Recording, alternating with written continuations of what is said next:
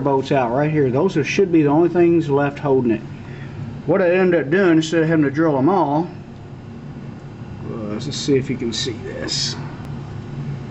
Okay, I took this die grinder with the cutoff wheel and I managed to get behind the manifold. There's probably about 3/4 of an inch gap between the head and the manifold where those bolts are, and then of course the manifold comes on up and meets the exhaust flange right there.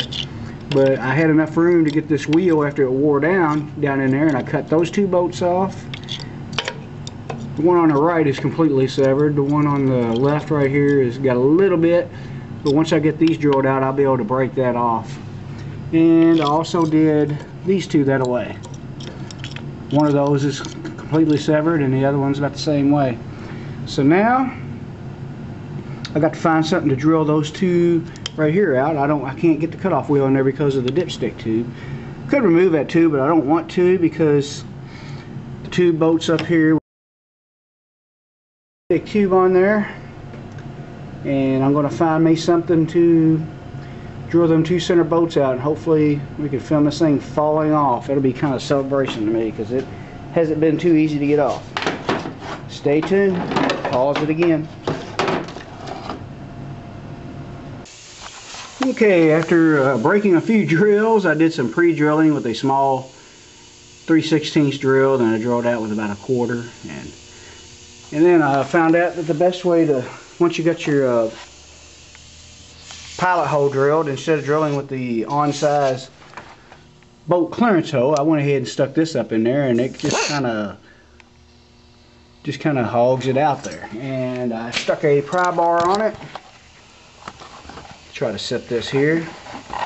This video is not going to be steady. Set this here, and it did pop loose. Let's see how much trouble I have getting it off. I don't think I should have much trouble. There we go. It's still sticking on a little bit of that bolt. There it is. All right. That part's done. There we are. Oh yeah. And I don't know what you're seeing here. Now I can see there's all that. And as you see where I cut my bolts, I didn't really hurt anything. This manifold here doesn't look like it was leaking anywhere really, but because of those bolts, we really needed to get it off. Plus I wanted to inspect everything. As you can see, this thing has no gaskets. I guess that's the way they come. But I seen, like I said in my previous video, they do make gaskets for these, so we'll try that. Now I'm still going to have to knock these bolts out. That shouldn't be too big of a deal. Let's go ahead and set it on the bench along with the other side. Now, one thing I want to check and see if these studs come out. I'm hoping that they're not going to be too bad.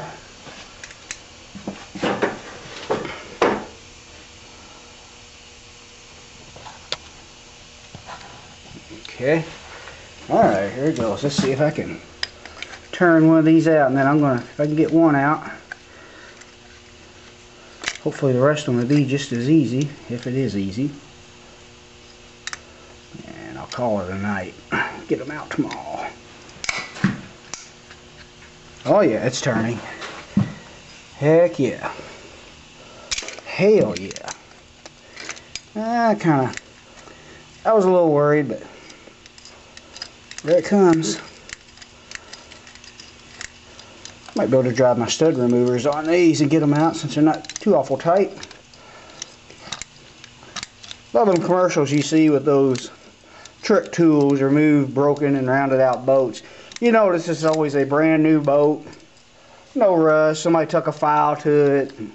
Probably stuck a socket on it a little too big and to show how it's rounded out. Then they get their, then they try to look like a hero by making their product look like it works better than it actually does.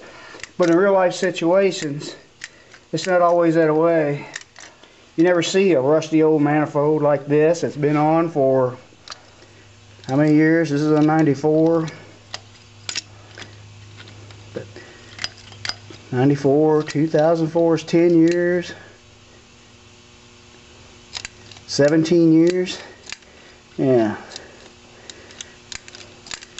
A lot of people sell crap that doesn't work. It's kind of sickening.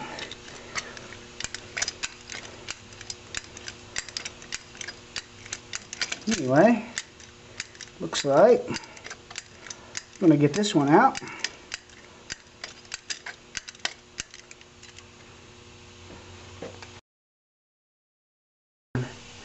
Hang on. Okay, just out of curiosity, I'm going to see. Here's what one of these things look like. There's these little metal prongs inside of there. You're supposed to be able to drive it onto a rounded boat head or stud, and it's supposed to bite down on it, take it out. Let's see if it works for this. But these, as you can see how that one came out with the vice grips, are not that tough. No, maybe it's the wrong size, but it's not even going to bite. It's not even trying. Put vice grips on that one.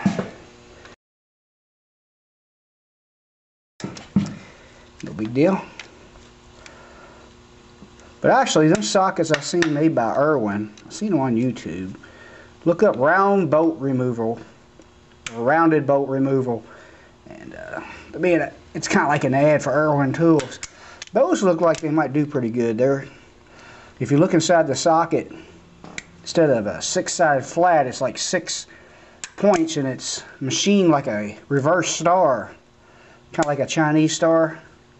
Those things the ninjas throw at each other, but it's like a reverse going inward. And you beat the socket on there, and when you try to crank it to the left, those teeth bite into your boat head. Those may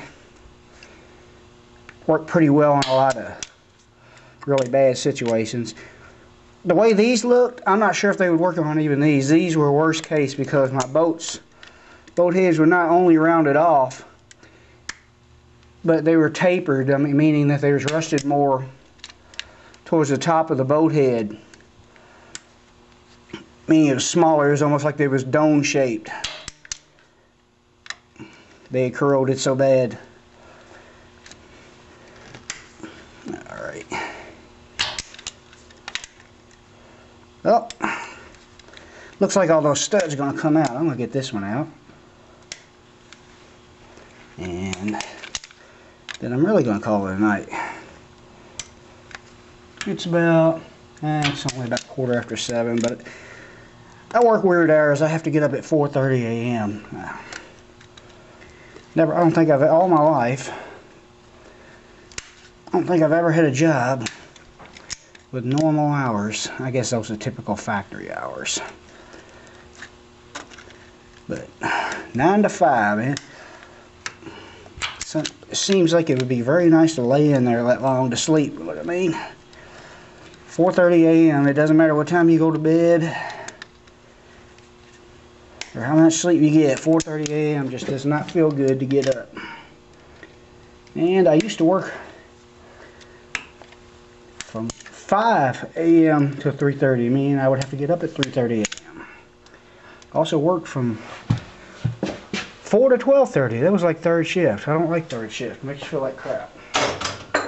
Okay, I'm going to call this a video. I might have to fast forward some of this because I've exceeded my time limit for my video capturing tool or my software. Alright, that's all of this video. Thanks for watching. Remember to subscribe, comment, stay tuned. Thanks to everybody who's watching.